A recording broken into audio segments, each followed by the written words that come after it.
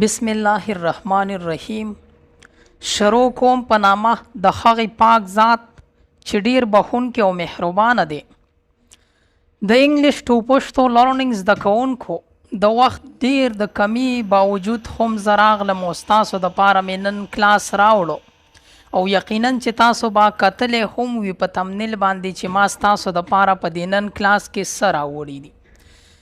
په دې نن کلاس کې به تاسو په انګلیش کې دا زده کړئ، یعنی پرون ورځ ده، پرون نه بله ورځ، داسې تاسو په انګلیش کې څنګه ویلی شئ. یا سبا ورځ ده، سبا نه بل سبا، دا تاسو په انګلیش کې څنګه ویلی شئ. بیا داسې کوم هفتې ته مونږ راشو، بیا داسې میاشتې ته، بیا داسې کال ته. نو دا خبرې به تاسو نن په دې کلاس کې زده کړئ. زه امید کوم چې دا به تاسو زده کوئ، خو تاسو به دې کلاس ته توجه کوئ او دا کلاس به تر اخره پورې ګورئ، نو خله به دا تاسو زده کوئ. زه کلاس شروع کوم، د کلاس په شروع کېدو باندې تاسو هم بسم الله ووایئ او زه به هم د کلاس شروع د بسم الله نه وکم. ګورئ تاسو ته به اول زه یو څو مثالونه لنډ درکمه. Yesterday I went for shopping. پرون زه سودا لتلی وم، یعنی شاپینګ مې کو. د شاپینګ مطلب دی سودا اخیستل، صحیح ده. yesterday پرون، صحیح ده. بیا که داسې زه ووایم today I am preparing lesson. نن زه کلاس تیاروم، نن زه لګیا یم کلاس تیاروم. today I am preparing lessons. نن زه کلاس تیاروم. که د سبا خبره وکړم tomorrow I have to conduct English to Pashto learning class. tomorrow I have to conduct English to Pashto learning class. یعنی سبا زه د انګلیش ټو پښتو لرننګ کلاس اخلم، صحیح ده. داسې بیا زه تاسو ته یو مثال بل درکمه. I went to college yesterday. زه پرون کالج ته تللی وم. I went to college yesterday. یعنی پرون زه پرون کالج ته تللی وم یا پرون زه کالج ته تللی وم. داسې بیا تاسو د سبا خبره کوئ. Can we meet tomorrow? آیا مونږ سبا ملاویدی شو؟ Can we meet tomorrow? آیا مونږ سبا ملاویدی شو؟ Don't come today. نن مرازه. Don't come today. نن مرازه، صحیح ده. یعنی پرون، نن او سبا. پرون ته وایي yesterday، نن ته وایي یعنی کومه ورځ چې شروع ده today، او سبا ورځې ته وایي tomorrow، صحیح ده. داسې بیا زه تاسو ته ووایم یعنی پرون نه بله ورځ، صحیح ده. یعنی پرون نه او بله ورځ دی. داسې موږ په پښتو کې وایو که نه، نو تاسو په انګلیش کې ویلی شئ day before yesterday.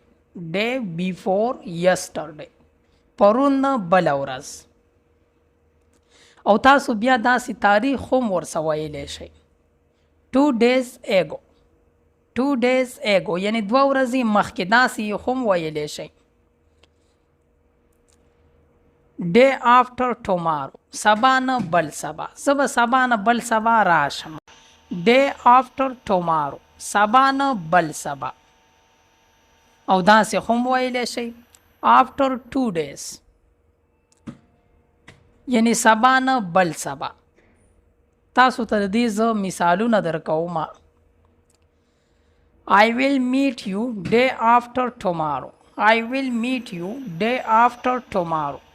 زه به تا سره سبا نه بل سبا ملاو شم، صحیح ده. نو تاسو څنګه ویلی شئ day after tomorrow. I will meet you day after tomorrow. زه به تا سره سبا نه بل سبا ملاو شم. او بیا که زه ووایم can you come to my home after 2 days? Can you come to my home after 2 days? آیا ته سبا نه بل سبا زما کور ته راتللی شي؟ داسې هم تاسو ویلی شئ، صحیح ده. 2 days هم ویلی شئ.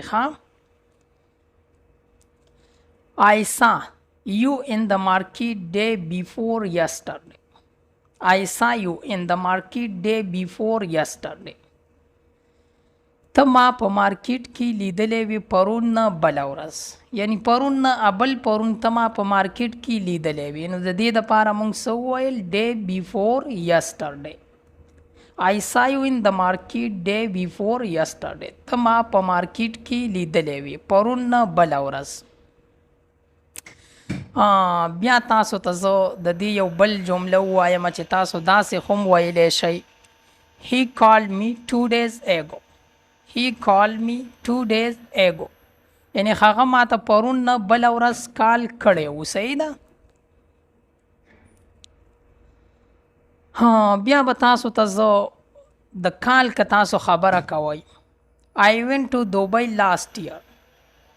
یعنی د تیر کال خبره کوئ. صحیح ده؟ نو تاسو ویلی شئ last year. I went to Dubai last year. یعنی زه دوبۍ ته تیر کال تللی وم. بیا که داسې د میاشتې خبره شي او را روانه شي نو تاسو ویلی شئ his wedding is next month. یعنی د هغه واده په را روانه میاشت کې دی. his wedding is next month. د هغه واده په را روانه میاشت کې دی. داسې به د دې زه مثال تاسو له په هفته کې درکم چې تاسو هفته څنګه ویلی شئ. we started our business last week.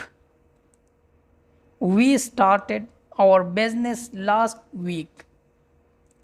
یعنی مونږه په تیره هفته کې خپل کار شروع کړی دی. صحیح ده؟ We started our business last week.